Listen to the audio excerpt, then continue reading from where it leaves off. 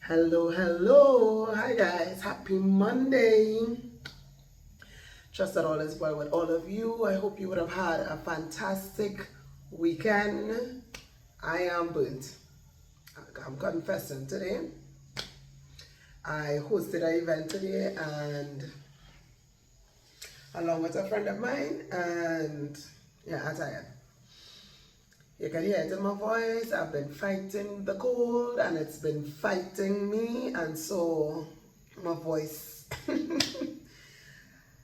throwing in some extra punches to try to win this match, but it's been a task. I've drawn so much of bush tea and ginger. It's not right there, Olia. It's not right there. Trying to stay healthy because as a business owner, you don't get paid sick leave, so you don't get sick days.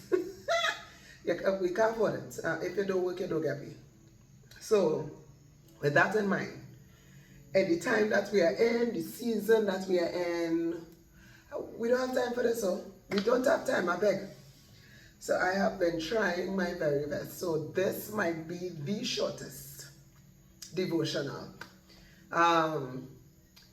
Not just because of my voice, but because really and truly it's just a thought in this said event, and I didn't want it to go out of my head, and the day passed and I forget it, and then I said, Melina, before you change your clothes, you might as well. Let's just, in as much as it impacted you, share it with your peeps. So I'm hoping that all is well, hoping that unlike me, you would have gotten some rest, you would have been able to rejuvenate, refresh, replenish, restore, recharge your batteries. At some point, whether it be Saturday or Sunday, you would have been able to find time. And if not, do like me and plug it in somewhere during the week.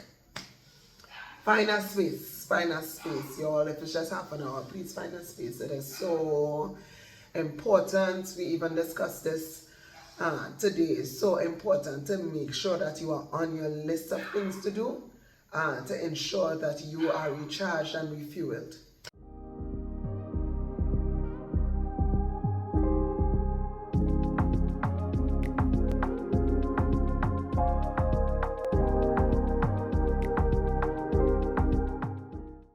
So today, as I said, I wanted to share with us a thought, encouragement, something that was shared in the event today. We were talking and we were just expressing different things to the person that we were honoring. And one thing that was mentioned in the advice that was given is to build your community. You know how it says it takes a village to raise a child? It takes a community sometimes to keep you sane, to keep you mentally, emotionally, spiritually, physically, even socially well. Your community is your responsibility, and that was the thought. Your community is your responsibility. You don't need to be 15, 20 persons. In fact, my community could fit here. My community could fit here. And those individuals are individuals that you get to choose. So if you're around people and you're feeling like you're overwhelmed, you're not managing life properly, then you need to check your community. Then your community, then the circle. I spoke to us about it already. The quality of your circle is not the amount of people that you know or associate with that are your friends, but the quality of your main circle. When you think about Jesus, he had a main crew. In the midst of the 12, David had Jonathan, Mary had, Elizabeth had Mary, Paul, he had Timothy, and he had Eunice, and he had Lois, and he had different individuals that was necessary as he walked his spiritual journey, as he walked the path of life, as he went on accomplishing the things God had ordained and purpose for his life. You need a community. I am just here today to emphasize the importance. Like I said, I know I mentioned it when I spoke about the quality of your circle. Build your community. We are wrapping up this year, and you may not have taken my advice when I spoke about your circle at that point in time, but I am re-emphasizing the importance of constructing your community of people that will keep you sane. Sometimes life does be lifing and does be lifing so hard that you think within the moments or the situations where life is lifing that I don't feel like I could make it, I don't feel like I could breathe, I don't feel like I'm able to handle this, I don't think that I have it all together, I'm not surviving here, y'all are drowning, I don't feel as if my foot is on the ground, I'm not 10 toes down, I'm feeling like the rug has been pulled from beneath me and I'm on my back looking at the sky and I don't think that I could get up from here. And at that moment, there must be somebody. I remember, and I specifically remember the month of September. I remember calling one of my nearest and dearest sister friends. She's my friend, but that girl is my bona fide sister. We are sisters from a different mister, and I called, what are you doing today? Could you come and get me, please? And that is the honest to God truth. I needed to be rescued.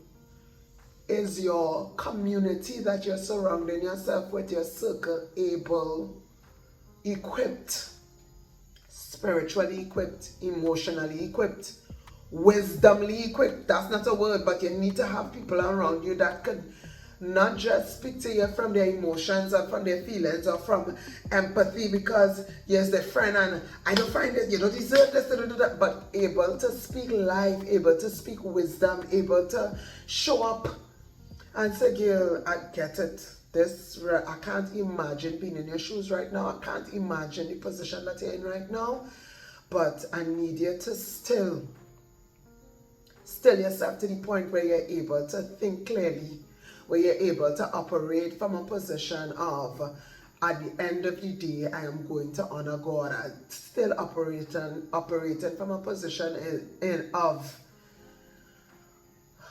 what does God require of me? And so I need you to, I am just here today in these 7 minutes and something to remind us to build a community. You need a strong community, women. You need a strong community of women. Sometimes to just swoop in and say, sis, I got you. I have you. Don't bother, I will organize. Don't bother, I will do this. Don't bother, I got you on this. Don't bother, don't worry about it. No, don't worry about it. I'll handle it. I'll cover it. And whether that means spiritually, whether that means financially, whether that means emotionally, I'm covering you at this point. I am dealing with my stuff, but I got you.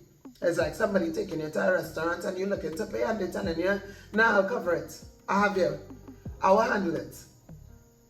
Do you have a community? Do you have a community? Are you constructing, deconstructing, if the people that you have not serving you in that capacity, not facilitating you in that way, then you need to deconstruct, demolish if need be, and construct. And if it means that you have people that are vital to you, they are around you, but you probably need to restructure, you probably need to reposition. That means some renovation need to take place. You probably need to turn around certain things, and people that really got it that are to the back, you need to bring them forward because these are pillars in my life. And another thing that was mentioned, don't compare one person to the other person to say, well, you know, I wish this person was like how Melina does handle me. If there are 4 persons in your community, then value their offering. I'm sharing because this really benefited the group of us that was together today. It really impacted us. And it just took that little community to the next level, to a different level when I tell you. And I just want to encourage us today, like I said in this short devotional, to build your community and build a well-rounded community of people around you. And it may be that you may not serve them the way they serve you, but in whatever way you are able to serve them, serve well.